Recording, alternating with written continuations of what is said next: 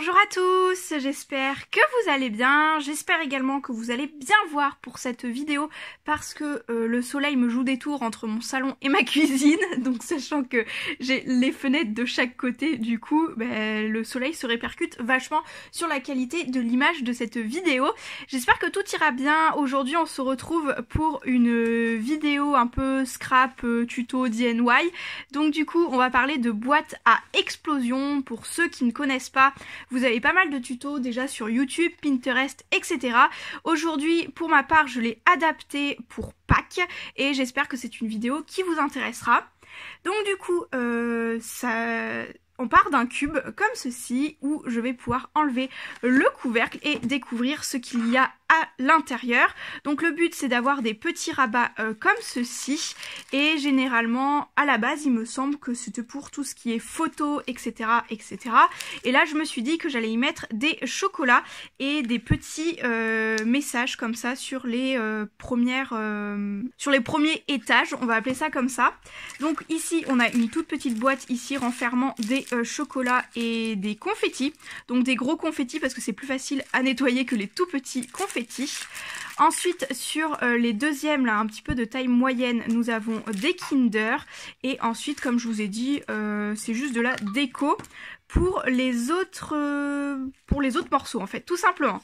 Donc aujourd'hui je vais vous montrer un petit peu la marche à suivre que j'ai suivie pour faire cette petite boîte-ci. C'est relativement facile à faire, vous pouvez l'adapter à plein de choses différentes. Comme je vous l'ai dit, vous pouvez mettre des photos, vous pouvez mettre, là ici j'ai mis des gourmandises, mais vous pouvez cacher plein d'autres choses également, des petits messages secrets, pas mal de petites choses comme ça. Donc je vais voir avec vous dans la suite de cette vidéo comment j'ai fait la structure. Je ne vous ai pas filmé la décoration parce que je pars du principe que tout le monde peut la décorer comme il veut et il y a déjà pas mal de tutos sur ce genre de choses. Donc j'espère que c'est quelque chose qui vous intéresse et je vous laisse tout de suite avec la suite de cette vidéo. On va commencer par la plus grande structure, c'est-à-dire celle qui fait également l'extérieur. Donc j'ai ce papier-ci qui est du 30 par 30. Enfin du 30,5 par 30,5 qui vient de chez Action, donc qui m'intéresse particulièrement parce que Pâques c'est assez gourmand, donc là il y a des petits gâteaux et tout ça. C'est une ancienne collection qui doit dater de au moins 3-4 ans. Voilà, ça doit être un bloc que j'ai acheté sur les tout premiers hauls de ma chaîne. Donc il y a pas mal de choses assez gourmandes et tout. Je vais utiliser également ce papier-ci, je pense, et peut-être celui-ci aussi. Donc ce sont des recto verso. Hop, comme ceci. Donc pour faire plus simple, vous pouvez prendre un papier 30-30, comme ça les divisions par 3 seront beaucoup plus simples. Donc on va partir sur diviser sa feuille en 3, donc avec des mesures 10, 10, 10, et de l'autre côté 10, 10, 10. Donc on va plier tout ça et ça nous fera 9 cases. Voilà, donc j'ai préparé d'avance quand même les papiers parce que je pense que c'est pas trop compliqué et que vous comprendrez assez rapidement. Donc voici ce que je vous disais, mon papier de base était divisé par 9 cases. J'ai coupé juste celles qui étaient dans les angles pour avoir un système de croix comme ceci. Et du coup plié, ça nous fait bien une petite forme de boîte sans couvercle pour le moment, comme ceci. Hop. Donc ici pour faire plus Pâques tout simplement, j'ai pris ce petit bloc de papier comme ceci, donc c'est des papiers plutôt origami mais avec le stylo colle comme ça il se colle vraiment super bien, c'est comme si le papier était fondu à l'autre papier. Donc c'est des papiers à plier printemps de la marque Crelando, ça doit être la collection d'il y a 2 ans de Lidl ou Aldi. Donc voici pour ça, pour cette face-ci, j'ai décidé de mettre des petits messages dedans et après, comme vous l'aurez vu, j'ai rempli de chocolat. Donc du coup, ici, je vais m'atteler tout simplement aux petits messages. Bon, comme c'est pas le truc le plus important de la vidéo ni du tuto, etc., parce que ça, ce genre de choses, c'est vous l'adapter comme vous le souhaitez. Et c'est le genre de choses tout simplement que je finirai hors caméra, que de toute façon vous verrez à la fin du tuto tout simplement. Je vais refaire exactement la même chose que cette partie-ci mais en un tout petit peu plus fine, comme j'ai juste mis des messages etc.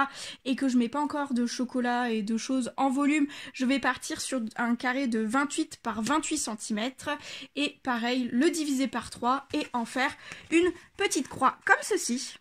Donc là, j'ai juste un petit souci de papier un petit peu découpé mais déchiré, donc du coup, c'est pas bien grave, vous pouvez le couvrir et j'en ferai autre chose par la suite.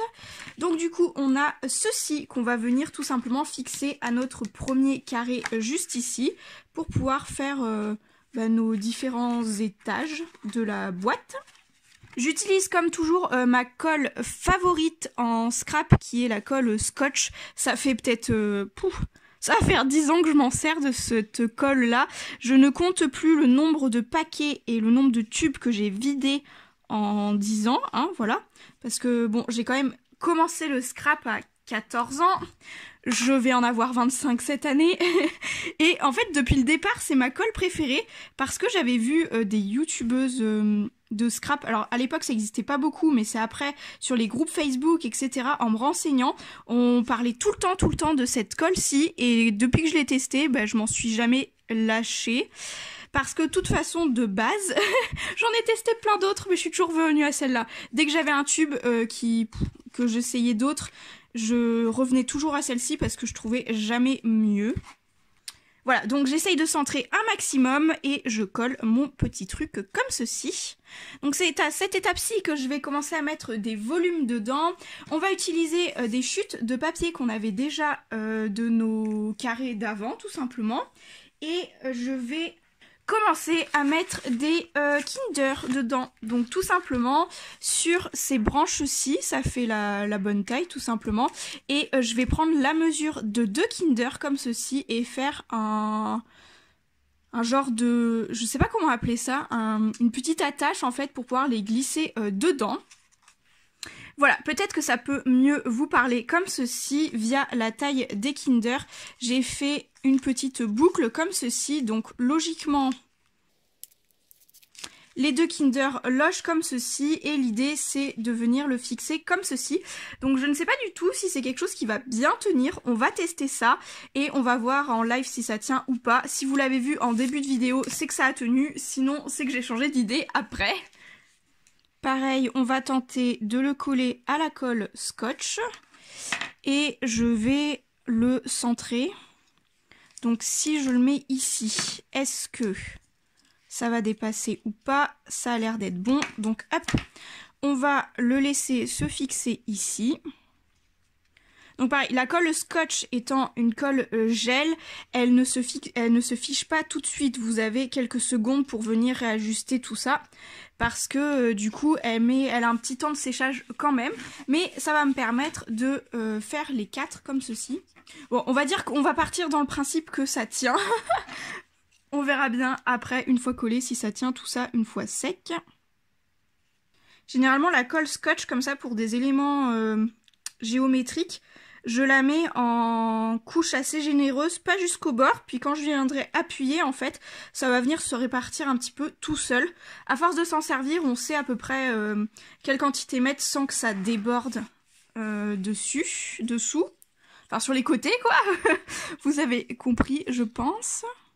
Et puis, de toute façon, si cette colle déborde, vous avez juste à frotter quand c'est sec. Et ça fait des pluches et ça s'en va tout seul en fait sur les débordements. Ou vraiment si c'est tenace à la gomme, ça peut le faire aussi. Voilà, si ça dépasse un peu, j'attends que ça sèche et j'enlève. Ça fait comme des petits filaments, c'est un peu comme la colle chaude. Vous pouvez retirer les éléments un petit peu en frottant. Les petits fils, etc. Ça s'en va bien. Et ensuite, la dernière bande, pareil, je mesure avec mes Kinder et je fais en fait, j'en fais le tour, je fais un petit anneau avec tout ça. Donc ensuite, je marque les plis et puis il n'y a rien de plus... il n'y a rien de bien compliqué là-dedans. Hop, quand les plis sont marqués, je mets bien bord à bord. Je vérifie et je réajuste si ça ne va pas. Et une fois que j'ai fait tout le tour, je peux venir le coller. Zou, on va attendre que tout ça sèche et en attendant on va venir faire, je pense que vous l'aurez compris, un 3e étage. Même façon, on va prendre un carré plus petit. Donc là je vais partir sur un carré de 21 par 21 cm parce qu'il faut bien penser que vous avez l'épaisseur des Kinder etc. sur le côté. Donc il faut quelque chose de beaucoup plus petit, on ne peut pas se permettre de faire juste d'enlever quelques millimètres comme on vient de faire juste là. Donc pareil, je le fais hors caméra et je vous montre ça. Donc le voici, j'ai bien utilisé l'autre papier avec les petites glaces et à l'intérieur j'ai recouvert toujours, c'était les chutes des autres petits carrés de papier œuf de Pâques. Donc comme ceci, à chaque fois j'enlève quelques centimètres, là il doit y avoir des carrés de 7 par 7 cm, du coup mes petits œufs ici font 6 par 6, pareil pour les autres formes ici. Après vous adaptez comme vous voulez, si vous voulez pas remettre du papier et ne pas le redécorer, que ça fasse pas trop chargé, vous pouvez ne pas en mettre non plus. Et je vais venir le coller au centre ici, toujours avec ma colle scotch. Donc voilà pour ça, ce genre de boîte à explosion qu'on appelle comme ça, vous pouvez l'adapter à plein de choses. Là c'est pour Pâques, donc je mets des chocolats dedans, mais vous pouvez le faire exclusivement avec plein de volets, avec des photos, des petits clapets cachés, etc. Si un jour j'imprime pas mal de photos d'un coup, j'essaierai de vous en faire un comme ceci. J'ai bien idée d'en faire une spéciale Disney ou quelque chose comme ça, spécial anniversaire à voir. Ça peut être des super cadeaux à faire également. Donc comme vous pouvez le voir ici, j'ai bien l'espace voulu pour mes Kinder. On va attendre que tout ça sèche. On va faire également un couvercle et je pense que je vais mettre pas mal de confettis au centre ici pour faire... voilà, j'ai pas mal de petites chutes... à Patapouf qui se met à jouer. J'ai pas mal de petites chutes comme ça de papier qu'on vient d'utiliser, donc j'ai pas mal de perforatrices sous la main, donc je vais faire des, oui je pense des petits poinçons, etc. pour pouvoir faire des confettis. Je vais aussi vous parler du couvercle. Donc le couvercle ça va être le même système, or les bords vont pas être aussi grands. Je vais partir de là, comme ça fait 10,5 ce carré-ci, le carré extérieur 10,5 par 10,5, je vais partir sur du 11 cm pour le couvercle, parce qu'il faut penser au bord ici. Donc on va partir sur du 11 par 11 au niveau du carré, et on va ajouter 2 cm de chaque côté. Donc je vais venir découper un carré de 15 par 15 cm.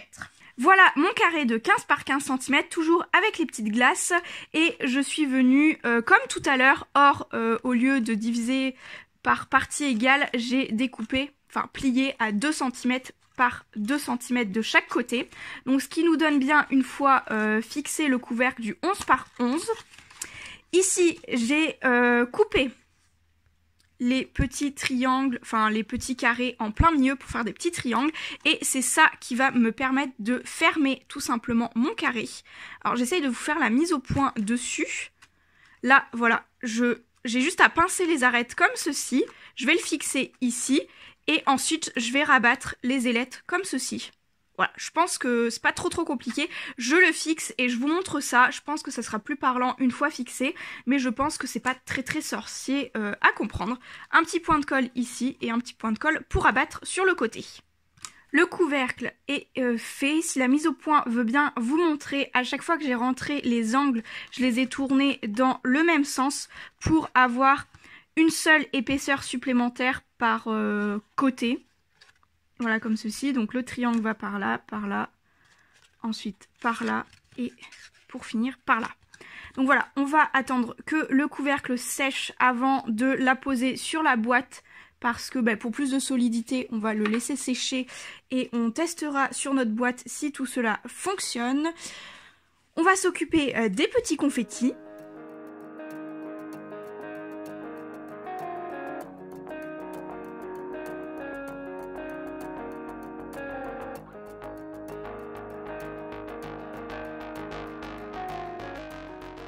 Voilà, j'ai continué hors caméra pour en plus gâcher moins de papier. Je vise mieux quand la perforatrice est proche de moi plutôt que la caméra entre mes mains et mes yeux, c'est plus compliqué.